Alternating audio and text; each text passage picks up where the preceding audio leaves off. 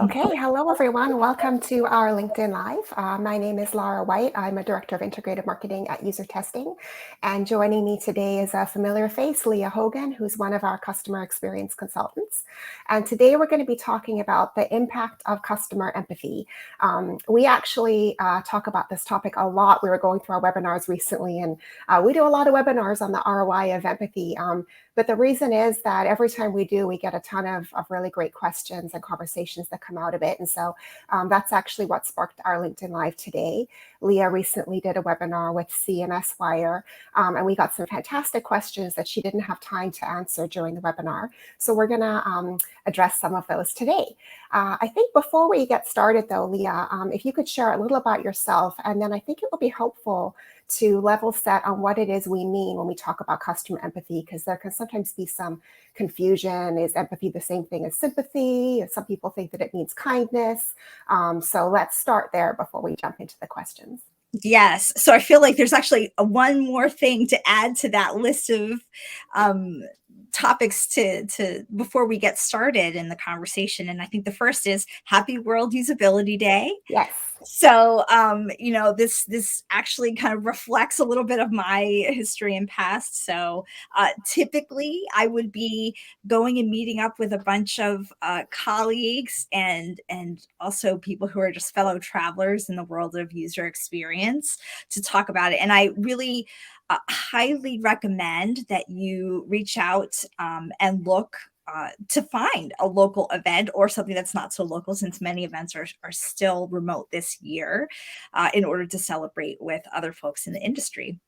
To that point, my history and background is as a customer experience and user experience researcher, leader, and educator for a long time. So I'm not going to date myself too much, but have been working in the industry for a few decades now, and really have seen a lot of evolution in how it is that we think about connecting with people in a very practical way. And I think that that's what, when I think about ROI of empathy, that's what I'm really thinking about. Okay, great. That's super helpful. Yeah. I will put a link to World Usability Day in the comments right after this, along with a link to the CMS webinar in case anyone wants to check those out. And as we're having our discussion today, if folks have questions or their own thoughts on this topic, please don't be shy. We'd love to have you join the conversation. I'll keep an eye on the chat as much as I can. So put in your questions or your comments into the comments on the feed. So Leah, let's jump into the first question. I think this will kind of set the stage nicely for some of the other ones that we have lined up.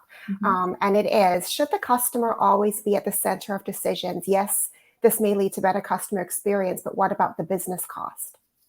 So I always think that whenever you're practicing good user experience research and design, that you actually need to bring the perspectives of both the customer and the business to the table. Because, on the one hand, yes, you want to optimize the customer experience, but sometimes customer want things that are just not good for them. It's kind of like, I was thinking about the analogy of like wanting to have like a dessert for breakfast, lunch, and dinner. It's probably not such a good thing for your waistline or your teeth, but it would make you feel good, right? Businesses are always pressured to lower prices. Can't always do that. It's just a practical reality of kind of being in business. And organizations can't always lower their costs either. And, at the other end of it, there are also people who are delivering those products and services, and you have to create an environment that enables them to be successful too.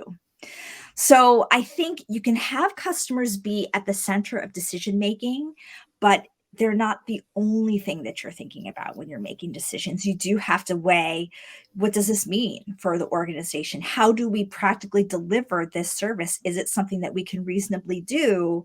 Are there ways that we can make this a win-win situation, in this space? And so, sometimes you have to find the best answer, and it's not always customer only. It's customer a part of rather than not a part of. Can you talk a little about, as as you're factoring in all the different elements that go into the decision and customer empathy being an important one, how you tie the effectiveness of considering customer empathy back to business goals and initiatives? Yeah, I think first of all, you have to clearly articulate what your business goals and initiatives are. And then it's sometimes more complex, sometimes easier process of tying back what your metrics for success might look like. And I think we always think of metrics as being numbers, but sometimes I think of them as being quality metrics too. Like, how good is something? Like, is it something that brings you closer to your goal? Is there a story that you can tell that helps to really clarify the value for your customers of making an improvement or a change? And so I think about it like, from the highest level, sometimes in a very abstract sense, if you think about like, well, we really want people to value highly the products and services that we offer. How do you do that? Right? That's not something we can just say, there's a number, one number that says it all, because there really isn't. So, sometimes you've got initiatives and things that you're doing as an organization to really help customers, one, to connect with the value, and two, to actually act on that connection with the value that you're offering to them. And so, in a very practical sense, I think about it as, all right, so what do customers perceive about the value? Are they willing to pay, for your products and services? Are your products and services selling at all? Are they selling at the level that you want for them to? What can you do to improve that? And then you can really think about, all right, what can we do to pull the levers that help us to change actually the value of the product, or change the perception of the value of the product? And that's where you can start to look at, okay, so what are people, doing and saying as you're making those changes? So you need to be looking at changes in, let's say you change how it is that you frame a particular product in the product description, or the pricing, right? How do those changes impact the reaction of the market? Are they buying more? Are they buying less? Are they expressing greater level of loyalty? Are they rebuying from you? I think it's interesting. It makes me think of what we were chatting about just before we jumped on the live stream around kind of definitions and what we mean when we talk about ROI. Usually people jump straight to, money or profits, but that's not always necessarily what we mean by that. Maybe you could talk a little more about that. Yeah, and to extend that a little bit, I was talking about the fact that I'm on the board of a nonprofit, and we also, in that setting where we're talking about delivery of services to people, are really talking about, well, what's the return on investment that our granting organizations are getting for investing in the people that we are really trying to help? And so they're not making money off of that, right? We're spending money there, but there are people who are getting a lot of value out of the services that we're providing, and being able to like listen to their stories and hear about their feedback and optimize the services and change what it is that we're doing to help them to live better lives, and have higher quality experiences, is critical. Like, that's why we exist.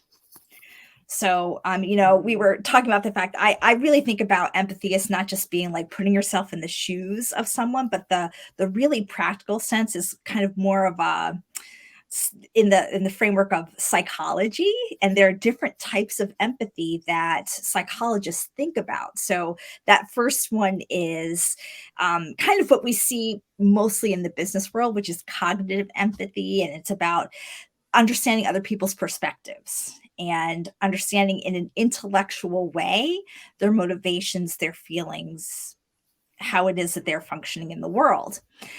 At the opposite end, you've got the compassionate sort of empathy. And I think when we think about empathy, that's the first thing that we feel, Yeah. because empathy is a feeling word anyway.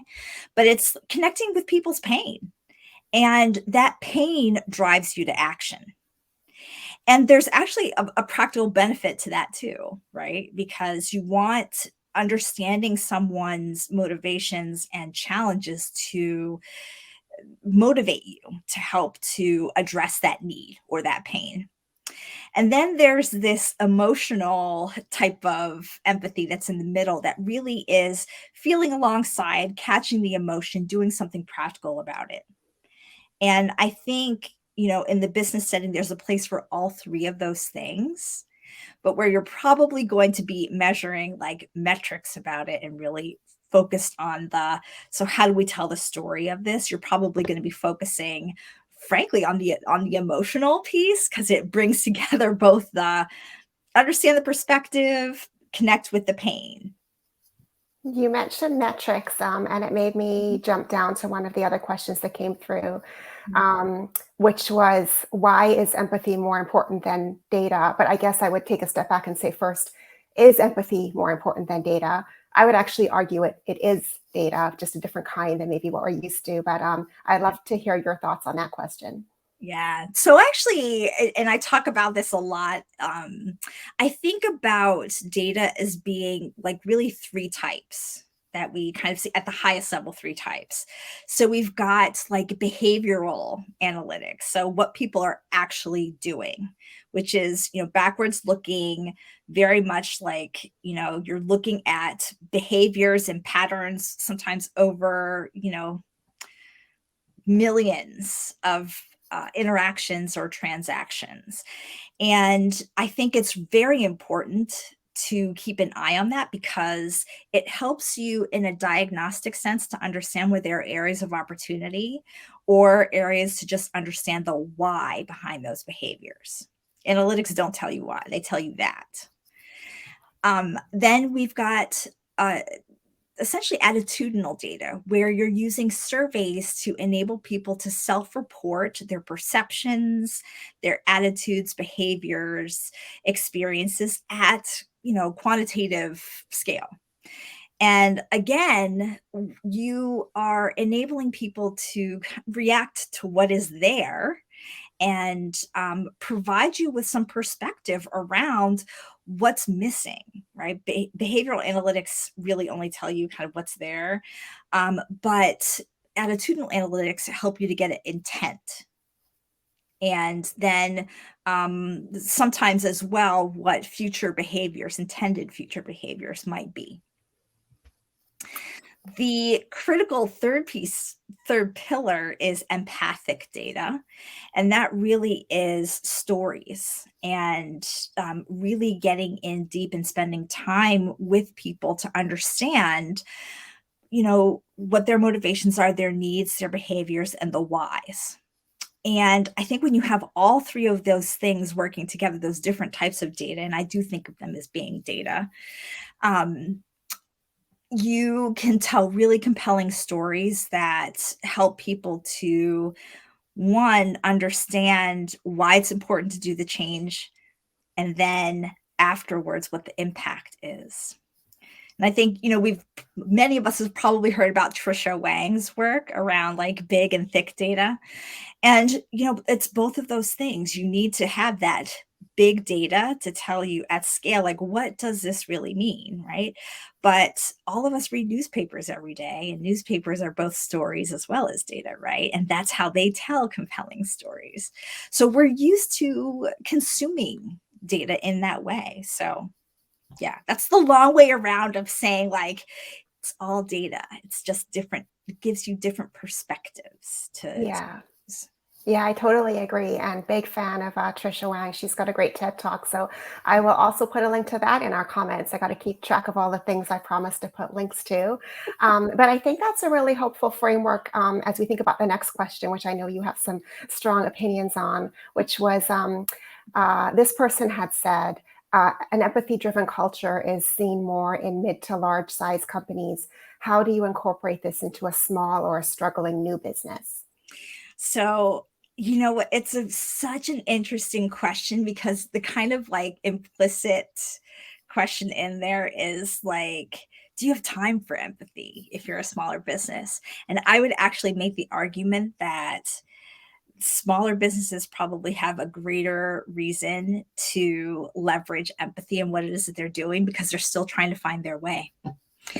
And actually from what I've seen, especially over the last year, and especially watching the small businesses in my community navigate all of the challenges of the pandemic, is they have had to listen to people.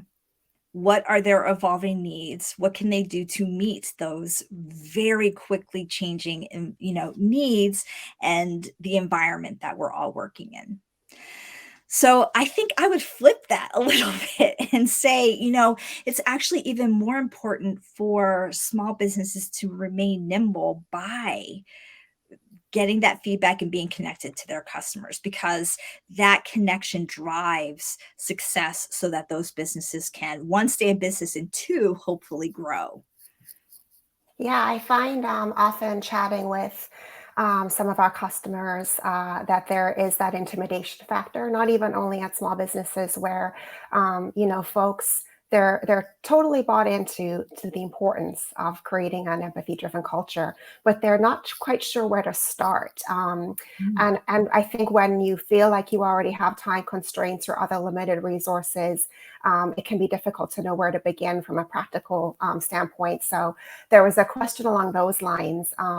Again, as it relates to small businesses, if they have limited resources in terms of bandwidth or even the data that they have available to them, maybe those other kinds of data that you were talking about earlier, what are Mhm. some strategies of kind of how to prioritize and how to like realistically start? So I'm sure you have some practical tips you could share on that. Yeah, I do. And I mean, and I think about it because, many entrepreneurs go through a bunch of ideas before they hit upon the one that works. And they do that in conversation with customers. They're not just sitting in a room, like they're putting concepts out into the market and market testing them. Now, the value of doing testing before you actually go to market is you pick the right thing to build before you take the risk of putting it into the market. And so it helps you to get a little bit further down the path of prioritizing the things that matter to your customers most, or to the segment of customers that you're wanting to target. It can help you to actually find your customers, right? It can help you to articulate your message to them too. And so I think, some of the strategies that I've seen small businesses use have been really about like testing those very early concepts. Like, would this work? Would that work? And not going to people and asking people, would this work? Would that work directly? But essentially creating some sort of low fidelity concept or prototype, or even just a description, and doing like Wizard of Oz testing, even where you kind of talk about, well, let's see how would this work if we were to actually create something that would work in this way, to get a sense for what would that flow work like, what would be the MVP that you might want to have come out of that. And then kind of at that more like strategic level, having executives actually connect with potential customers or current customers who are kind of beta testing you, and see like what are their challenges, what are the things that are driving their needs, because that can be a great way to drive innovation, innovative thinking. Yeah, it makes me think of a question that came through that I hadn't pulled into my list, but I know that I can surprise you with it, and you'll be able to Good. talk about it. Which was, how do you? Okay, so you've started gathering insights. You've started building up customer empathy, Mhm. maybe at an individual contributor level. How do you bring your senior leadership along for the ride and get their buy-in that this is something that's worth spending time on? Yeah, so I think a couple of things. One is that you have to share the wins. Like, and you have to figure out like the best way to share those wins and just become a part of the consciousness of those executives. Come up with that elevator pitch. Maybe you need to, kind of put those wins in a newspaper, or get some industry recognition for what it is that you're doing, or have people in your regular meetings, whether they are, team or larger team, or maybe even all hands types of meetings, like set aside a couple of minutes to talk about some of the successes that you've had in connecting with customers and show examples of people using your tool in a way that works. You know, it's great to see great interactions, but also sometimes some of the things that aren't working too can be used as a means of saying we can do better. So I think it's really kind of that again, um, connecting with that, here's the data and here's some examples that show what it's like to have the experience that the data is talking about. And that's a really great way to get executives to buy in and understand the value. And also, I think just there's more and more research in business publications that kind of speaks to the fact that companies that actually practice that customer obsession are more successful. Yeah, absolutely. There's tons out there that show that to be true. I think one of the things that maybe is a little bit behind that question, and also some of the other questions around how small businesses can incorporate this, is sort of captured in this next one that I'm going to ask you, which is it valuable to listen to customers and to seek their feedback, even when the organization knows their hands are tied when it comes to making changes? Yes. Again, a lot of So assumptions in that question. there's a ton, and I've lived this, right? Lived this alongside some of the clients I've worked with and customers I've worked with in the past, but also just kind of seen like how hard that can be to like live in that atmosphere where you are getting great feedback and you know what you need to do, but nobody's willing to do anything about it. I heard a great story actually about a month ago where someone basically was in that situation at a large organization where the current leadership didn't really listen to a lot of the feedback that they were getting from customers. So they were essentially doing research and shelving it. But um, what happened that motivated a change was that the leadership actually changed. They had a new leader come in. The new leader was like, well, we really need to do this.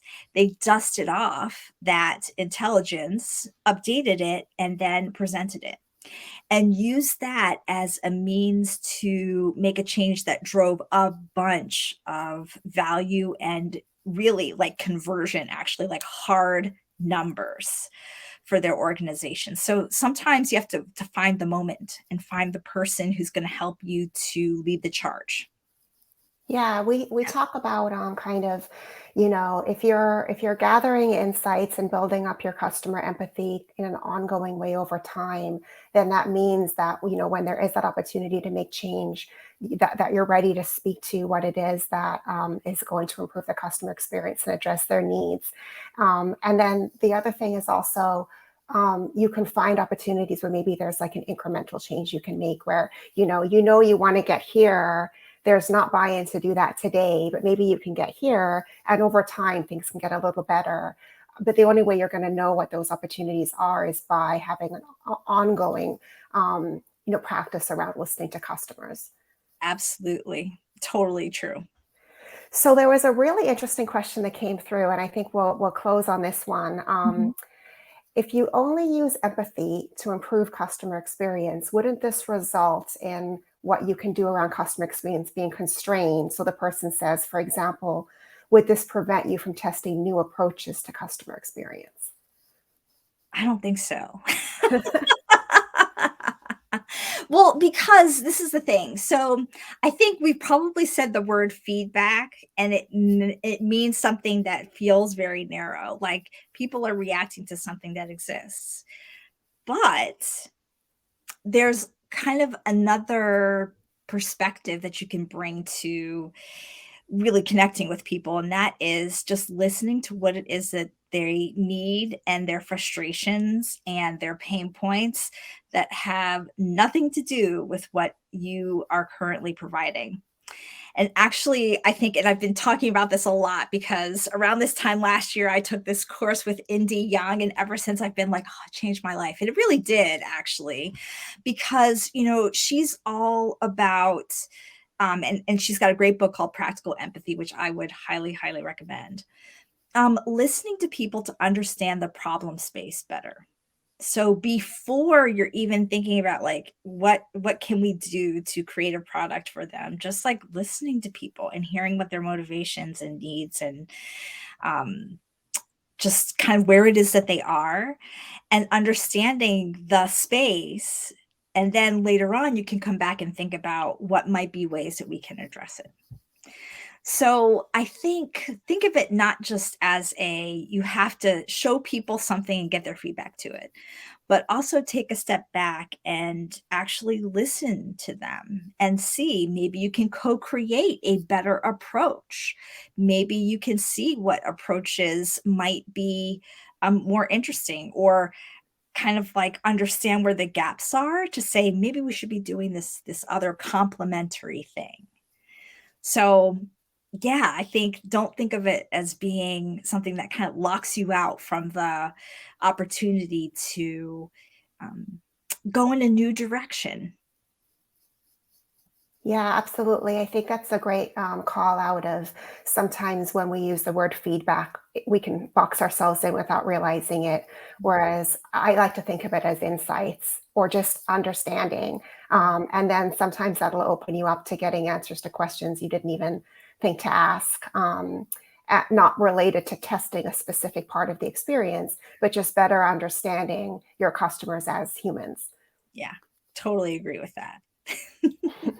Awesome. Well, we are just about at time, Leah. Always great to chat with you. Thanks so much for taking some time to jump in and answer some of those questions. And happy World Usability Day, everybody. Yes.